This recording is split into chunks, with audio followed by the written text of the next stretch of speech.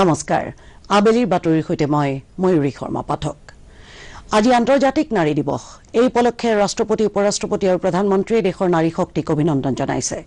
ৰাষ্ট্ৰপতি ৰামনাথ কোবিন্দে আন্তৰ্জাতিক নাৰী দিৱসত সমগ্ৰ দেশবাসীকে বিশেষকৈ ভাৰতৰ যিসকল জীয়ৰীয়ে বিভিন্ন ক্ষেত্ৰত উৎকৃষ্টতা প্ৰদৰ্শন কৰি সমগ্ৰ জাতিকে গৌৰৱান্বিত কৰিছে সেই সকললৈ আন্তৰিক অভিনন্দন জ্ঞাপন কৰে ভাৰতীয় সমাজে নাৰী সবলীকৰণত সদায় উদগনি যোগাব আৰু লিংগ বৈষম্য দূৰ কৰি সমাজত মহিলাসকলক নন ক্ষেত্ৰত উদ্ভাসিত হৈ দেশৰ বিকাশত উল্লেখযোগ্য বৰঙণি যোগোৱাত উৎসাহিত কৰি যাব বুলি ৰাষ্ট্ৰপতিয়ে দৃঢ়তা প্ৰকাশ কৰে উপৰাষ্ট্ৰপতি ভেংকায়া নাইডুৱেও এটা টুইট বাৰ্তাত আন্তৰ্জাতিক নাৰী দিৱস উপলক্ষে সমগ্ৰ নাৰী জাতিক শুভেচ্ছা জ্ঞাপন কৰে অৰ্থনৈতিক সামাজিক ৰাজনৈতিক সকলো ক্ষেত্ৰতে পূৰ্ণ অংশগ্ৰহণ কৰাৰ উদ্দেশ্যে নাৰীসকলৰ বাবে পৰিৱেশ আৰু সুবিধা সৃষ্টিৰ ওপৰত উপৰাষ্ট্ৰপতিয়ে গুৰুত্ব আৰোপ কৰে প্ৰধানমন্ত্ৰী নৰেন্দ্ৰ মোদীয়ে এটা টুইট বাৰ্তা যোগে নাৰীসকলক শুভেচ্ছা জ্ঞাপন কৰিছে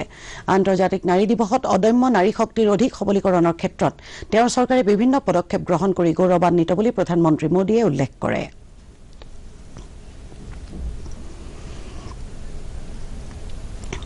অসমতো আজি আন্তৰ্জাতিক নাৰী দিৱস উদযাপন কৰা হয় এই উপলক্ষে প্ৰজাপিতা ব্ৰহ্মকুমাৰী ঈশ্বৰীয় বিশ্ববিদ্যালয়ে আজি পুৱা গুৱাহাটী মহানগৰীত এটা বিশাল শোভাযাত্ৰা উলিয়ায় নিউ গুৱাহাটীৰ প্ৰজাপিতা ব্ৰহ্মকুমাৰী যোগ কেন্দ্ৰৰ পৰা আৰম্ভ হোৱা এই শোভাযাত্ৰা মহানগৰীৰ বিভিন্ন পথেৰে গৈ ৰূপনগৰস্থিত ব্ৰহ্মকুমাৰীৰ মুখ্য কাৰ্যালয়ত অন্ত পৰে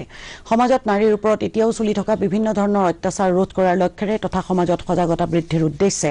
নাৰী সবলীকৰণক মূল বিষয় হিচাপে লৈ এই শোভাযাত্ৰাটো উলিওৱা হয় বুলি ব্ৰহ্মকুমাৰী বাহিনীয়ে উল্লেখ কৰে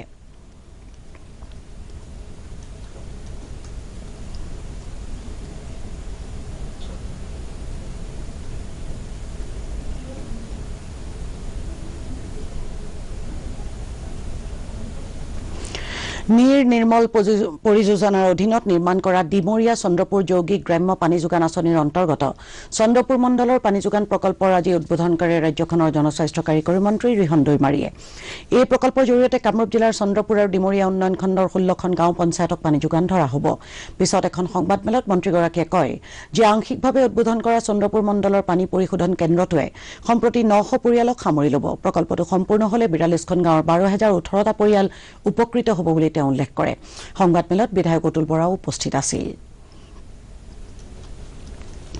গুৱাহাটীৰ শ্ৰীমন্ত শংকৰদেৱ কলাক্ষেত্ৰত আজি আয়োজিত এটা অনুষ্ঠানত শিক্ষামন্ত্ৰী সিদ্ধাৰ্থ ভট্টাচাৰ্যই ৰাজ্যখনৰ 18খন জিলাৰ 17খন বিদ্যালয়লৈ স্বচ্ছ বিদ্যালয় পুৰস্কাৰ প্ৰদান কৰে অনুষ্ঠানত কামৰূপ জিলাৰ বৰিপাৰা প্ৰাথমিক বিদ্যালয় বঙৰা পছনিয়াপাৰা আমজলীয়া বিদ্যালয় আৰু বৰুৱাজানী বাপুজী প্ৰাথমিক বিদ্যালয়ে শিক্ষামন্ত্ৰীৰ পৰা এই পুৰস্কাৰ গ্ৰহণ কৰে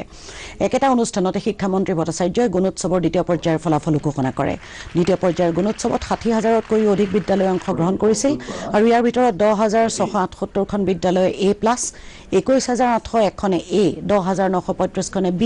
2,299খনে C+ আৰু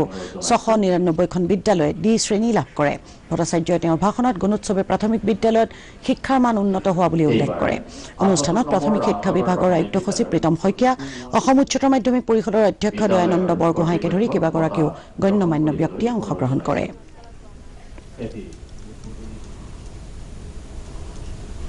দিছপুৰত আজি নেশ্যনেল ইনফৰমেটিক চেণ্টাৰৰ নৱনিৰ্মিত কাৰ্যালয় ভৱনটো আনুষ্ঠানিকভাৱে উদ্বোধন কৰে ৰাজ্য চৰকাৰৰ মুখ্য সচিব আলোক কুমাৰে এই কাৰ্যালয়টোৱে ডিজিটেল ইণ্ডিয়া আৰু ডিজিটেল অসমৰ বিভিন্ন কাম কাজত ৰাজ্যবাসীক সেৱা আগবঢ়াব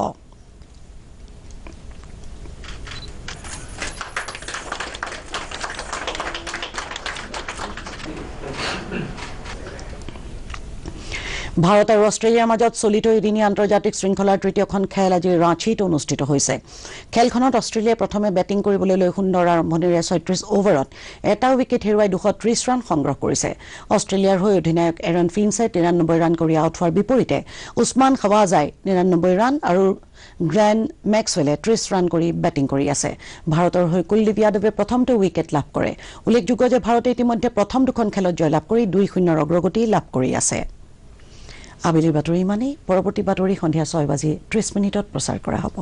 নমস্কাৰ